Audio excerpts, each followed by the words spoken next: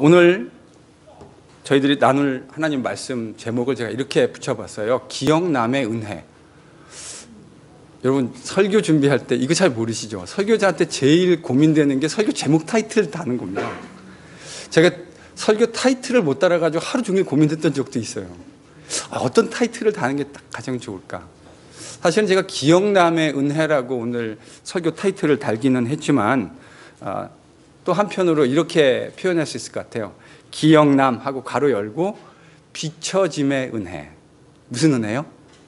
비춰짐의 은혜. 오늘 야곱이 어떻게 비춰짐의 은혜를 경험하게 되는지 여러분하고 같이 나누도록 하겠습니다. 자신을 위해서 일하라는 외삼촌 라반의 제안에 야곱은 라헬을 위해서 7년을 일하겠다고 하는 파격적인 반응을 보입니다. 야곱에게 그 7년은 정말 며칠 같았습니다. 신나는 7년. 이제 이 7년만 잘 지나고 나면 라헬과 함께 할 수 있다고 하는 이 희망에 야곱은 정말 7년을 열심히 일했을 겁니다. 그 약속된 7년을 다 마치고 야곱은 외삼촌 라반에게 라헬, 즉 자신의 아내를 달라고 이야기합니다. 표현이 재밌죠? 자신의 아내를 달라. 아직 결혼도 안 했는데 자신의 아내를 달라 이렇게 표현했어요. 지불해야 할 거 다 지불했다는 거죠. 그러니까 달라고 이야기했습니다. 자, 이 이야기를 들은 라반은 야곱과 그의 딸을 위해서 성대한 결혼 잔치를 열어주었던 것 같습니다. 라반이 그 지역에서 매우 유력한 사람이었기 때문에 그 지역 사람들을 초청했다고 하는 것은 이 잔치가 매우 성대한 잔치였다라고 하는 것을 저희들로 하여금 추론하게 합니다. 그런데 라반은 야곱이 상상할 수도 없었던 기막힌 플랜을 가지고 있었습니다. 그게 뭐죠? 신방에 라헬 대신 언니 레아를 들어 보내려고 하는 정말 기막힌 계획입니다. 여러분, 팔레스틴의 결혼식 풍경은 주로 저녁 때 결혼이 진행됩니다. 우리는 주로 하루 결혼하잖아요. 이틀 동안 결혼하신 분 계십니까? 한국이나 미국 사람들은 하루 결혼한다고요. 그리고 결혼식 끝나고 허니문 가고 이렇게 하잖아요. 근데 제가 공부하는 동안에 이집트, 팔레스틴 사람이 결혼을 했는데 이 친구들은요 결혼을 막 이틀, 3일씩 합니다. 그리고 유력한 사람은 심지어 일주일, 더 길 경우에는 열흘까지 결혼식을 한다고 합니다. 결혼식이 이렇게 시작돼요. 우리는 보통 주로 점심때 결혼하잖아요. 근데 이 팔레스틴 문화는 결혼을 저녁 같이 하객들이 모여서 저녁을 먹으면서 시작해요. 그리고 나서 저녁 먹고 난 다음에 같이 결혼 예식을 하고 신부는 여러분 팔레스틴 여자들은 이렇게 다 뭐만 보여주죠? 눈만. 그렇게 해가지고 결혼식을 치르고 난 후에 신방에 들어가 있습니다. 그리고 신랑은 같이 온 하객들과 함께 같이 즐거운 시간을 보내고 담소도 나누고 거기에는 늘상 술도 함께 곁들여지게 되죠. 그래서 아마 야곱은 하객들과 함께 술이 많이 취한 상태로 거의 자정쯤 다 되어서 이제 신방에 들어가게 됐을 겁니다. 근데 그 신방 안에 신부가 바뀌어 있을 것이라고는 상상하지 못한 채로 말입니다. 그 어두운 방 안에서 야곱은 자신이 꿈에도 그렸던 사랑하는 여인 라헬과 함께 첫날 밤을 보냈다고 생각하고 아침을 맞이하게 되죠. 눈을 딱 떴습니다. 누가 있습니까?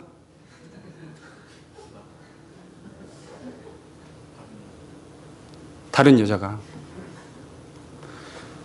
여러분, 이 야곱의 기막힌 상황을 그 아침을 한번 상상해 보십시오. 지금 눈을 떴는데 자기가 그렇게 사랑했던 여자 라헬이 아니라 레아가 지금 옆에 누워 있는 거예요.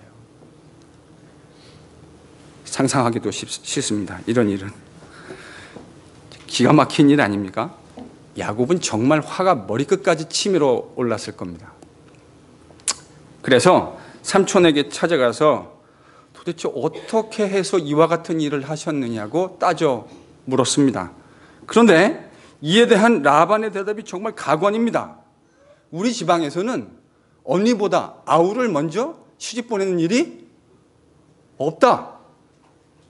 여러분 이거 말이 됩니까? 안 됩니까? 안 되죠? 왜 안 되죠? 진짜 그랬으면 미리 얘기를 해줬어야죠. 그렇지 않습니까? 아니, 상식적으로 그게 만약에 진짜 말이 되는 얘기라면 야곱에게 우리의 관습은 이러이러하니 먼저 언니를 시집 보내야 된다 이렇게 이야기해 줬어야 되는 게 상식인데 야곱은 정말 기가 막혔을 겁니다. 이 라반이란 사람은 이런 사람이에요. 그는 정말 비정한 사람입니다. 자신의 물질적 이익을 위해서 조카를 기가 막히게 이용하는 사람이죠. 조카만 이용하는 정도가 아닙니다. 이분은 자기가 원하는 그 야곱의 노동력을 착취하기 위해서 누구도 이용해요? 자기의 두 딸도 얼마든지 이용할 수 있는 그런 비정한 사람입니다. 여러분 이 라반의 비정함 그리고 그의 의도가 27절에 잘 나타나 있습니다. 여러분 27절 한번 읽어볼까요? 26절 27절 같이 한번 읽어보죠. 시작. 여기 야곱 그 라반의 의도가 아주 적나라하게 드러났죠. 7일 마저 채우라는 거죠. 그러니까 이 결혼식이 매우 성대한 결혼식이었다는 걸 알 수 있어요. 7일 동안 계획된 결혼식이었습니다. 7일의 결혼 기간을 마치고 나면 바로 라헬을 주겠다는 거죠. 근데 그거로 끝이 아니라 7년을 더 일해라. 이 라반은 야곱이 어찌할 수 없는 미끼, 제가 이런 표현을 썼는데요. 미끼 라헬을 사용해서 야곱이 도무지 거부할 수 없는 제안을 해낸 겁니다. 알았던 거죠. 라반이 알았던 거예요. 뭘요? 야곱이 라헬이라고 하는 이름만 나타나면 여기 아무런 저항을 할 수 없는 사람이 된다고 하는 걸 알았던 거예요. 여러분 딜할 때 상대방이 가지고 있는 약점을 딱 아는 순간 그 딜은 집니까? 이깁니까? 그건 반드시 이기는 딜이 됩니다. 상대방이 약점을 가지고 있다는 걸 딱 아는 순간 그 딜은 질 수가 없어요. 지금 라반은 라헬이라는 미끼로 다 합쳐서 14년이라고 하는 노동력을 야곱으로부터 착취해내는 겁니다. 참 야곱에게 있어서 라헬이라는 사람은 기막힌 사람입니다. 그렇게 꼼수에 능하고 잔머리에 밝았던 야곱. 그런데 라헬 앞에만 가면 노래 제목도 있잖아요. 누구 앞에만 가면 왜 이렇게 작아지는지. 야곱은 라헬이라는 사람 앞에만 가면 작아집니다. 야곱은 이 라헬이라고 하는 아킬레스건 앞에 가면 매우 무력한 사람이 되고 맙니다. 그렇게 똑똑하고 머리가 잘 돌아가는 사람인데 라헬. 그 당시 제가 말씀드렸잖아요. 노동력, 아내를 지참금으로 지불하기 위해서 돈이 없는 경우에 노동력으로 지불하면 1년이면 충분하다 했습니다. 그런데 지금 이 라헬 한 명을 얻기 위해서 야곱은 몇 년을 노동해요? 14년. 이런 악덕 고용주가 세상에 어디 있습니까? 1년치 연봉을 가지고 14년을 울거먹는 정말 악독한 사람이에요. 그러니까 라반의 스토리를 읽어가면 더욱 분명하게 드러나게 되겠지만 라반은 정말 나쁜 사람입니다. 이 사람은 정말 그 비열한 사람이에요.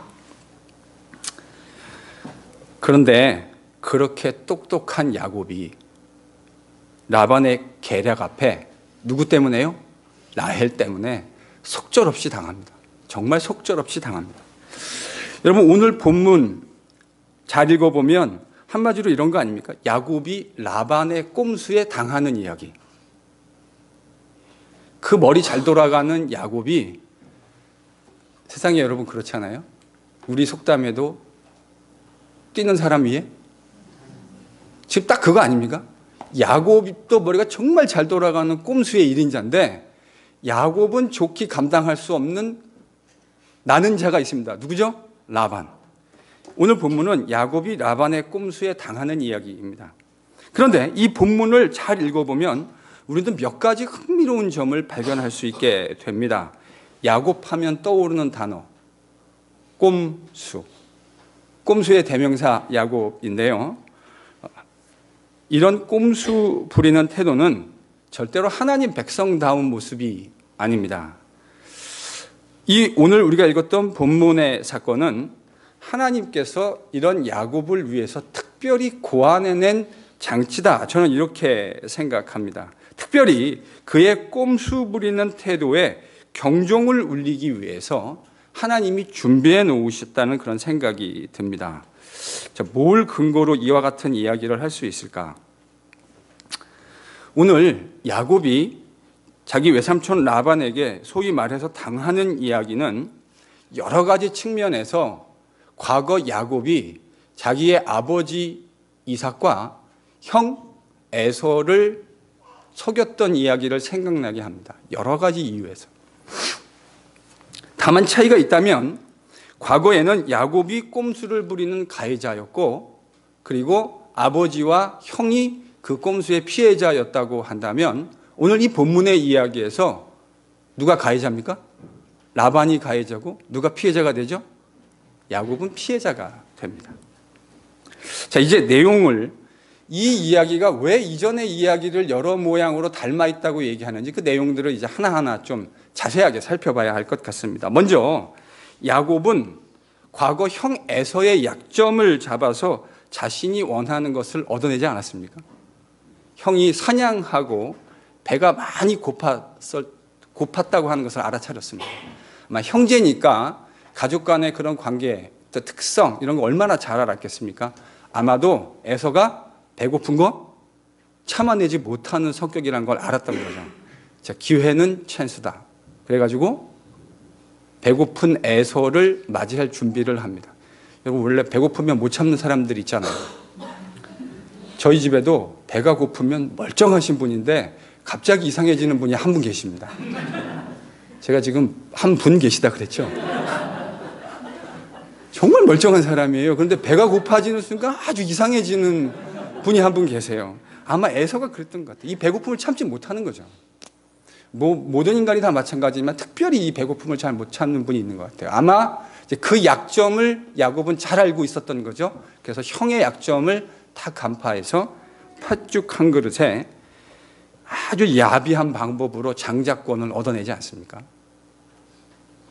뭘 붙잡아가지고요? 상대방의 약점 붙들어가지고. 오늘 이야기로 돌아가 볼까요? 지금 라반은 야곱의 약점이 뭐죠? 라헬이라고 하는 사람 앞에만 가면 유독 작아지는 모든 기능이 마비되어지는 야곱의 약점을 딱 잡아가지고 자기가 원하는 노동력 14년이라는 그 노동력을 얻어냅니다. 참 야비하죠, 그렇죠? 상대방의 약한 거 딱 잡아가지고 그거 가지고 자기가 원하는 걸 딱 얻어내는 거. 어쩌면 이렇게 두 스토리가 닮아 있죠? 저한테 의심의 눈초리를 보내신 분들이 계시는 것 같은데 두 번째 증거를 보여드리겠습니다. 과거 야곱은 아버지 이삭을 속일 때 그의 아버지가 연로하셔서 연세를 많이 드셔서 육신의 눈이 어두웠다고 하는 그 약점을 붙들었습니다. 그렇죠? 그래서 그거를 가지고 아버지의 눈이 어두움, 잘 보지 못함이라고 하는 그 상황과 환경적 요인을 붙들어 가지고 아버지를 속여요. 근데 지금 오늘 본문에 보면 야곱은 밤이 되었습니다. 그리고 술이 어느 정도 상당히 들어가서 정확하게 사람을 분별할 수 없는, 볼 수 없는 상황이 되어졌는데 바로 그 볼 수 없음이라고 하는 상황 때문에 당하게 됩니다. 자기가 볼 수 없는 상황을 이용해서 아버지를 속였는데 역으로 볼 수 없는 상황이 되어서 똑같이 그 꼼수에 당하고 맙니다. 이렇게 얘기했는데도 우리 가운데 참 의심이 많은 분들이 계시죠. 목사님 너무 많이 가시는 거 아닙니까? 세 번째 증거를, 결정적 증거를 보여드리겠습니다. 과거 야곱은 아버지 이삭을 속일 때 뭐하고 뭐를 바꿨죠? 형과 동생을 바꿨잖아요. 지금 뭐하고 뭐가 바뀌어져 있죠? 누나, 언니와 동생이 바뀌어져 있어요. 우연이라고 생각하십니까?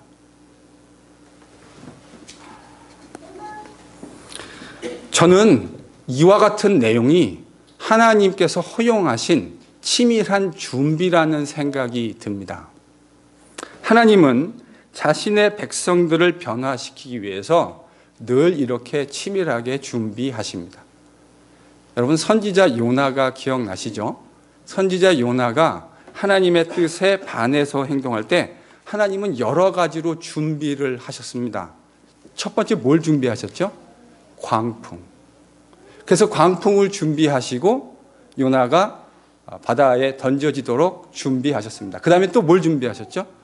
그 요나를 받아낼 수 있는 큰 물고기를 하나님은 또 준비하셨습니다. 거기서 회개를 이루어내게 만드시죠.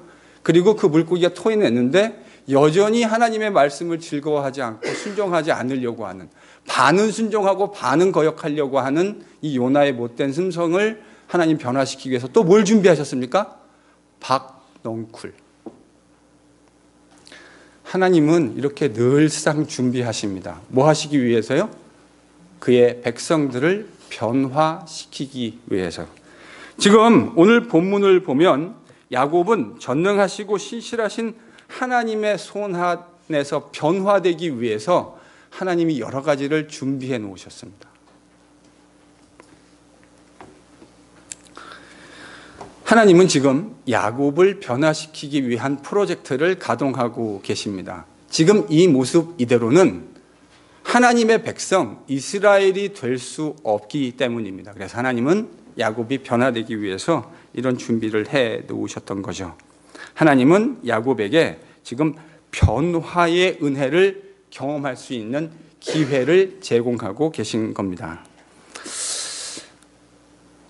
이걸 좀 저희들이 이제 설명을 좀 해야 되는데요. 하나님이요, 라반이라고 하는 거울을 준비하셨습니다. 뭘 준비하셨다고요? 거울. 거울은 뭘 하는 거죠? 자기 자신을 비춰보는 거예요. 하나님은 라반이라는 거울을 준비하셔서 야곱이 자기 자신의 모습을 그 라반이라는 거울을 통해서 아주 적나라하게 볼 수 있도록 은혜를 베풀어 주신 겁니다. 이걸 좀 풀어 설명하면 다음과 같이 얘기할 수 있을 것 같아요. 제가 저를 포함해서 우리 대부분의 이 보통 사람들은, 보통 죄인들은 자기들한테 정말 관대합니다. 다른 사람에 대해서는 그렇게 엄격할 수 없는데 자기에 대해서는 그렇게 관대해요. 자기가 하면 로맨스래요. 다른 사람이 하면 불륜이고. 세상에 이런 불공평한 잣대가 어디 있습니까? 똑같은 잣대여야 하죠. 자기에게 절대적으로 유리하게 해석하고 판단합니다. 그래서 죄인들은 이상하리만큼 자신의 죄성과 약점을 객관적으로 보지 못합니다. 그러다가요, 다른 사람의 스토리를 접하게 되는데 그 스토리 속에서 누구를 만나게 되죠? 자기요. 그 스토리 안에서 자기를 보게 돼요. 그러면 거기서 객관적 시각을 회복하게 되고 소스라치게 놀라게 됩니다. 저는 이것을 죄의 중독성이다 이렇게 부릅니다. 죄의 중독성. 여러분, 중독되면 판단 기능이 마비가 됩니다. 죄에 중독된 사람은 정상적인 판단을 할 수가 없게 돼요. 왜냐하면 죄성이라고 하는 것은 반드시 중독성을 그 안에 포함하고 있기 때문에 그렇습니다. 너무 멀쩡한 분인데, 너무 멀쩡한 사람인데 너무 정상적인 판단을 하지 못하는 모습들을 발견하게 되죠. 왜요? 죄성에 의해서 중독되었기 때문입니다. 여러분, 마취주사 같은 거 맞으면 평상시엔 멀쩡했지만 제 기능을 발휘하지 못하고 심지어는 꼬집어도 그 아픔을 느끼지 못하는 것. 여러분, 그게 바로 죄의 중독성입니다. 바로 이와 같은 예를 가장 잘 보여주는 예가 저는 다윗의 밧세바 사건이라고 생각합니다. 여러분, 다윗이란 사람이 얼마나 영성이 훌륭한 사람이었습니까? 그의 영성이라면 밧세바 사건 이후에 바로 회개했어야 합니다. 그런 일을 행하지 말았어야 하지만 행하고 난 후라도 바로 즉각적으로 회개했어야 합니다. 그런데 죄에 중독된 다윗은 바로 회개하지 않습니다. 하나님이 누구를 준비시키셨죠? 선지자 나단. 선지자 나단은 죄에 중독된 다윗에게, 즉 객관적으로 판단하고 생각할 수 있는 능력이 이미 마비되어진 다윗에게 하나의 스토리를 전달합니다. 그 비유는 이 얘기죠. 어느 마을에 부자가 있었고 가난한 사람이 있었습니다. 부자에게는 소와 양과 가축이 힘이 많았어요. 그리고 그 가난한 사람에게는 이웃에 살았는데 그에게는 암양 새끼 한 마리가 있었습니다. 그래서 그 암양 새끼는 마치 가족처럼 자기의 자식들과 자녀들과 함께 먹고 함께 누워서 자는 마치 어린 딸과 같은 그런 암양이 있었습니다. 그런데 이 부자에게 어느 날 손님이 찾아오죠. 손님이 찾아온 이 부자는 자기의 가축을 잡아서 이 손님을 접대하려고 한 것이 아니라 그 암양 한 마리 있는 가난한 이웃의 양을 빼앗아서 자기의 손님을 접대합니다. 얼마나 기막힌 이야기입니까? 이 이야기를 다 듣기도 전에 다윗은 이렇게 외칩니다. 여호와의 사심을 두고 맹세하노니 이스라엘에서 이와 같은 자는 결단코 살아남지 못하리라. 그때 선지자 나단이 이렇게 얘기합니다. It's you.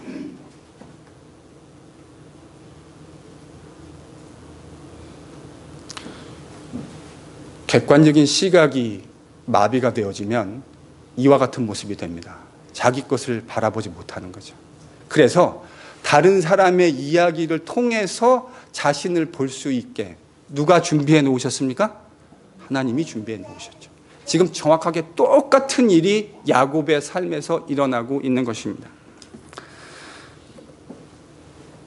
야곱은 삼촌의 꼼수를 경험하면서 치를 떨었을 겁니다. 어떻게 이렇게 비열하고 치졸할 수가 있을까? 그런데 하나님은 그 라반의 꼼수를 야곱이 당하게 내어버려 두심으로 무슨 기회를 주시고 있는 거죠? 기억남의 은혜, 생각나게 해주시는 거죠.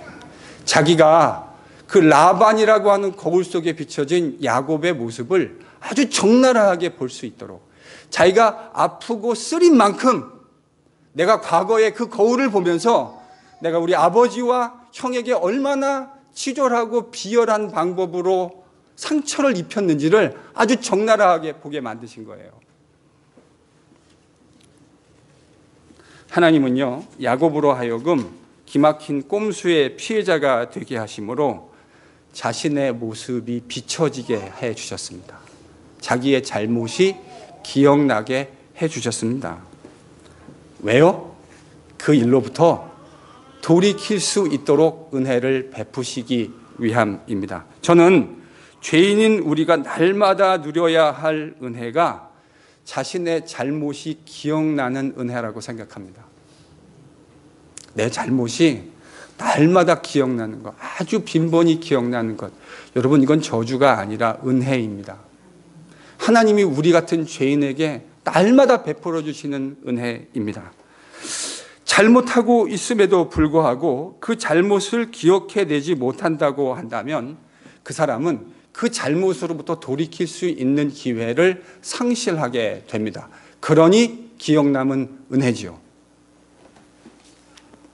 이런 관점에서요, 하나님의 백성들 가운데 하나님과 친밀한 교제를 경험하는 사람들은 자신들의 더러움을 돌아보게 되는 참회록을 기록하게 됩니다.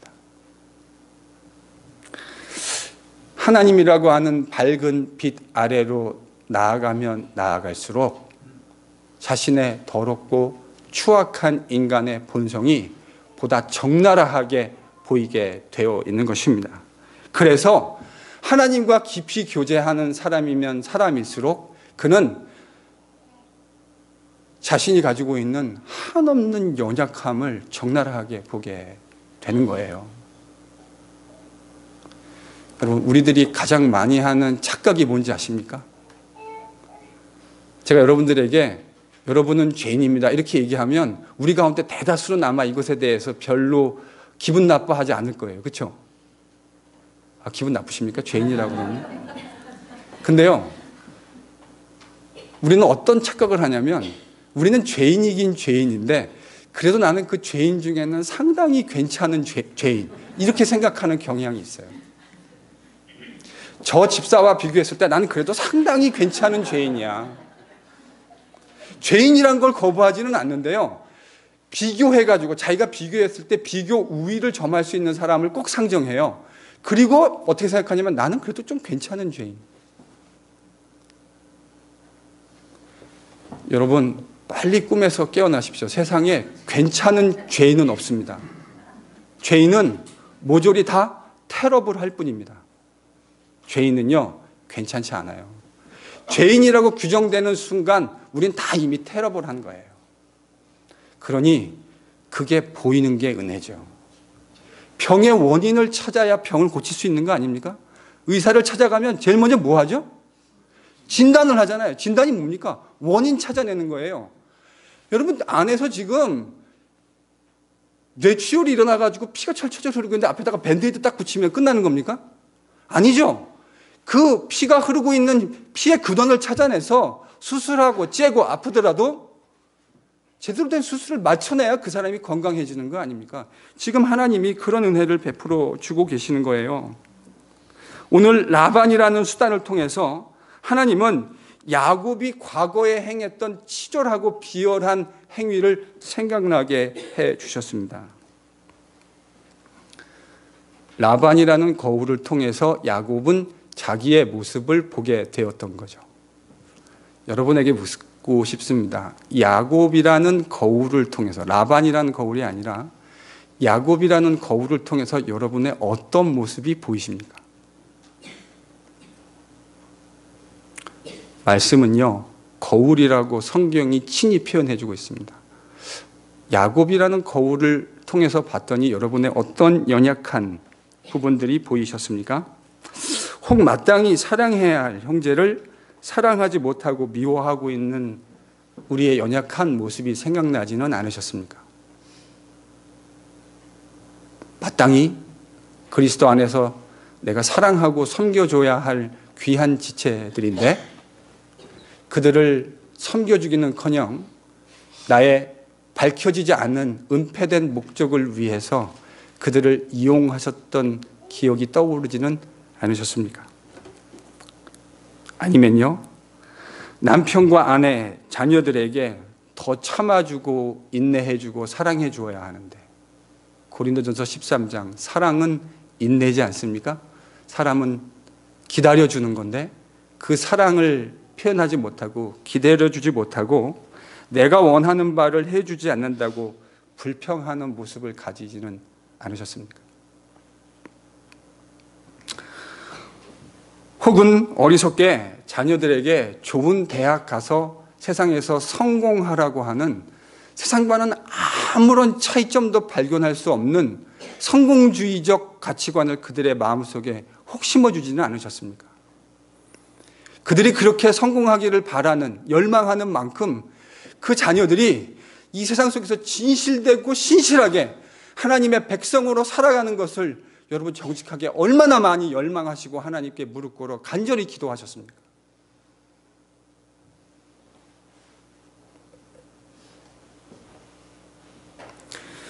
내 삶의 모습 속에 주님의 거룩하심이 마땅히 드러나야 함에도 불구하고 하나님의 거룩함을 담아내려는 그 거룩에 대한 열망을 얼마나 하시고 사셨습니까? 지금 제가 위에서 열거했던 내용들은 제가 이 설교를 준비하면서 야곱이라는 거울 앞에 제 자신을 비춰봤던 정직한 저의 고백입니다. 더 많이 사랑해야 되는데 다 사랑하지 못하고 그들을 내가 원하는 것들을 위해서 교묘하게 때때로 이용했던 저의 추악함이 떠올랐습니다. 아이들에게 목사라고 하는 그렇듯한 타이틀을 들고 예수님 잘 믿으라고 말은 했지만 제 마음속에 정직하게 그 아이들이 세상에서 좀 잘 됐으면 좋겠다고 하는 그런 어리석은 세상의 부모들과 하나도 다를 바 없는 똑같은 생각을 하고 있는 저의 모습이 떠올랐습니다. 그 아이들이 얼마나 신실하게 이 세상 가운데서 살아가는가에 대해서 정말 피가 터지게 무릎 꿇어 하나님께 기도했느냐고 묻는다면 너무 부끄러웠던 과거가 생각이 났습니다. 하나님은 오늘도 우리의 수많은 잘못들을 기억나게 하십니다. 하나님은 우리의 잘못들이 하나님 말씀이라는 거울 앞에 비춰지게 하십니다. 그리고 우리가 돌이킬 수 있는 은혜를 오늘도 베풀어 주십니다. 저는 복음이 단순히 죽어서 천국 가는 정도가 아니라고 생각하는 목사입니다. 죽어서 천국 가야죠. 제가 그거 아니라는 거 아닙니다. 저는 여러분들을 다 나중에 완성된 하나님 나라에서 다 볼 수 있었으면 좋겠습니다. 저 안 보고 싶으신? 저는 정말 보고 싶어요. 여러분들을 그 완성된 하나님 나라에서 한 번도 예외됨 없이 빠짐없이 다 볼 수 있었으면 참 좋겠습니다. 그런데요, 하나님 나라의 복음은 그 정도만은 아닙니다. 우리는 예수 그리스도의 보혈의 은혜를 이야기할 때 죄책의 면제만 이야기하는 경향이 있는 것 같습니다. 우리가 지은 죄에 대해서 페널티가 죽음인데 예수님의 십자가의 죽음이 그 페널티를 대신 지불하셨다. 우리는 이렇게만 생각하는 경향이 있어요. 그거 틀림없이 사실인데요. 복음은 그것 말고 사실은 더 중요한 한 부분을 이야기합니다. 그것이 뭐냐면 죄책으로부터의 자유뿐만이 아니라 죄의 오염으로부터의 회복입니다. 여러분, 이거를 빼먹으면 저는 이거 복음 아니라고 생각합니다. 죄책, 우리가 지불해야 할 죄 사망의 그 대가를 예수님이 대신 지불한 거 맞아요. 틀림없습니다. 그런데 예수님의 십자가의 죽음은 우리의 죄책에 대한 대가만 지불하신 것이 아니라 우리를 죄의 오염으로부터 자유롭게 해주시는, 여러분, 우리 교회의 자유함을 누리는 공동체 달력 보셨습니까? 달력 좀 보시고 사세요. 교회 달력도 좀 보면 자유함을 누리는 공동체 이렇게 돼 있다고요. 예수께서 십자가에 달려 돌아가셨다는 말은 우리를 이 세상에 있는 죄의 오염으로부터 건져내어서 하나님 백성답게 산 것까지 포함하는 겁니다. 그리고 그렇게 신실하게 살아간 사람들이 마지막 주님이 부르실 때에 그분의 완성된 하나님의 나라에서 그분을 영원토록 찬양하고 영화롭게 하는 것. 여러분, 이게 진짜 복음입니다. 그런데 앞에 부분은 싹 빼버리면 그거는 제가 볼 때는 기독교가 말하는 완전한 복음이 아닙니다. 사랑하는 성도 여러분, 하나님 나라의 복음은 우리를 죄의 오염으로부터 자유롭게 하고 변화되게 만듭니다. 바로 그 일을 위해서 하나님은 우리의 잘못된 것들을 생각나게 하시고 말씀의 거울 앞에 비춰서 나의 잘못된 모습들을 보게 하십니다. 왜요? 돌이킴의 은혜를 허락해 주시기 위해서입니다. 그 하나님의 전능하시고 아름다운 신실하신 손 안에서 변화되어지는 참된 축복을 누리게 하기 위해서 하나님은 우리의 잘못들이 기억나게 하십니다. 그러니 잘못이 기억나는 것은 심판이 아니고 하나님의 은혜입니다. 그 참된 복음적 변화를 열망하고 기도하는 자들에게 오늘도 주님은 성령을 통해서 참된 변화의 축복을 허락하십니다. 믿으실 수 있기를 바랍니다.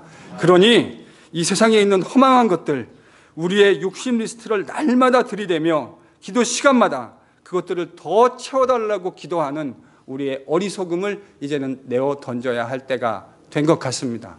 그 대신 우리의 끊을 수 없는 이 정욕과 욕심을 오늘도 예수 그리스도의 십자가 앞에 과감하게 못 박을 수 있게 해달라고 매 순간 성령께 간구하는 우리가 되어야 마땅할 줄로 압니다. 예수의 제자들이라고 자청하면서 여전히 위선적 모습으로 살아왔던 우리의 모습 속에서 세상과 우리의 자녀들이 이미 질식할 만큼 고생하고 있습니다. 제가 여러분에게 완벽함을 이야기하고 있는 것 아닙니다. 저는 몸부림을 이야기하고 있는 것입니다. 완벽함이 아니라 하나님의 말씀 앞에 순종하며 살려고 하는 그 몸부림을 자녀들이 보게 될 때, 그 세상이 그 우리의 몸부림을 보게 되어질 때 세상은 우리의 완벽하지 못함을 질책하는 것이 아니라 우리가 하나님의 말씀 앞에 몸부림치는 모습을 기억하며 그것을 귀하게 여겨줄 겁니다. 그게 교회됨의 저는 본질이라고 생각합니다. 사랑하는 성도 여러분, 그렇게 기도하는 우리의 기도에 성령 하나님께서 신실하게 응답해 주실 겁니다. 내 사육을 구하지 않고 하나님 저의 이런 부족한 모습을 십자가 앞에 또 나의 욕심과 정욕을 못 박습니다. 하나님 저를 긍휼히 여겨주시고 주님 백성다운 모습으로 살게 은혜 베풀어 주옵소서. 그 기도에 성령께서 기뻐하시며 네가 이제야 비로소 그런 기도를 하는구나 하며 기뻐하시며 우리의 기도 성령께서 들어 응답해 주시고 매 순간마다 연약한 우리들을 도와주실 거예요. 그래서 하나님 백성다운 모습으로 살아갈 수 있는 은혜 베풀어 주실 겁니다. 그러기 위해서 먼저 성령께 나의 연약함을 있는 그대로 볼 수 있는 그 은혜를 먼저 허락해 주십시오. 우리 이렇게 기도했으면 참 좋겠습니다. 하나님 나의 연약함을 제대로 볼 수 있게 하여 주옵소서. 나의 추악함과 비열함과 치졸함을 하나님 제대로 보게 하여 주옵소서. 그리고 그 위에 부어지는 하나님의 용서의 은혜와 변화의 은혜 우리 모두 다 체험할 수 있도록 하나님 은혜 베풀어 주옵소서. 우리 NGPC 이렇게 기도하며 날마다 변화되어져가는 거룩한 주님의 공동체 되시기를 예수 그리스도의 간절한 이름으로 간절히 축원합니다.